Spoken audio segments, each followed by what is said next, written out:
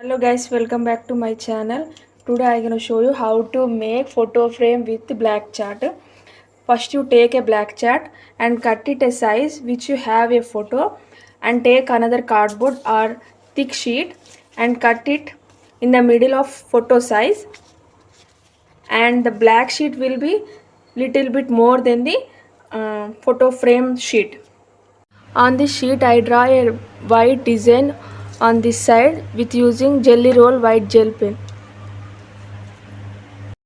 Guys, finally I complete the design on four sides of the sheet.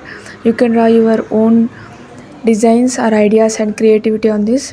And now you cut the four sides of middle of it to fitting of photo. Now you are fold the four sides of it like showing like this.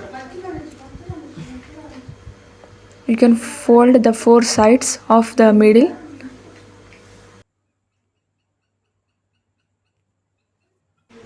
And now you take the sheet and paste it in the middle like this.